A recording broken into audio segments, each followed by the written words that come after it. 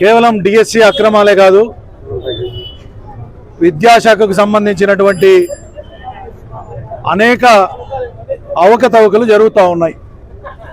ఏదైతే వీళ్ళు ఎన్నికల మేనిఫెస్టోలో భాగంగా ప్రతి ఒక్క విద్యార్థినికి వారి తల్లిదండ్రుల ఖాతాలో ప్రతి సంవత్సరం 15,000 రూపాయలు ఇస్తానని చెప్పినటువంటి వ్యక్తి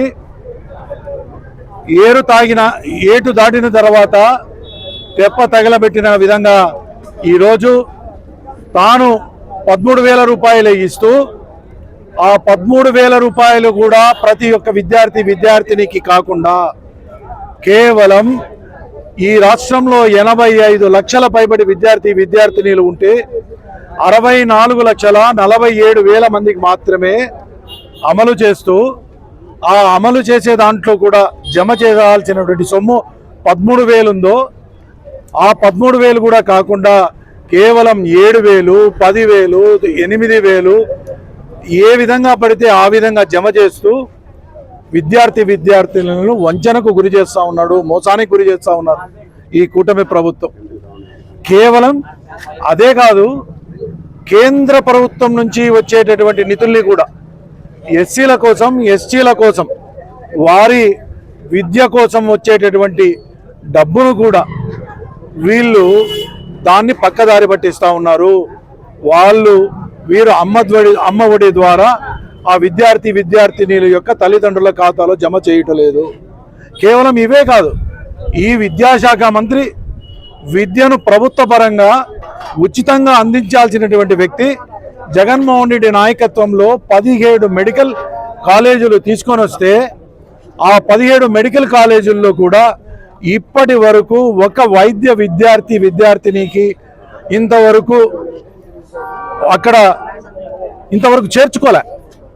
చేర్చకుండా కేవలం వాళ్ళందరినీ కూడా పీపీపీ మోడ్లో మేము పెడతామని చెప్తే టెండర్లు కూడా ఇంతవరకు వేయలే. కేవలం పిడుగురాలలో మాత్రమే ఈ సంవత్సరం చెప్పుకోవడానికి 50 సీట్లు మాత్రమే వస్తూ ఉన్నాయి. అది కూడా పెద్ద వంచన చేస్తూ ఉన్నారు వీళ్ళు.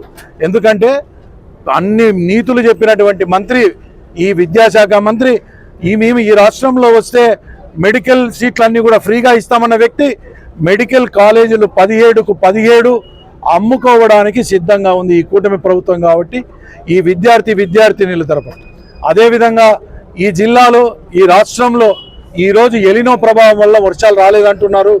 ఈ ఎలినో ప్రభావం కాదు, ఇది ఎల్లో ప్రభావం. ఈ ప్రజలు ఏమనుకుంటున్నారంటే ఈ ఎల్లో ప్రభావం వల్లే వర్షాలు రావట్లేదు అనుకుంటా ఉన్నారు.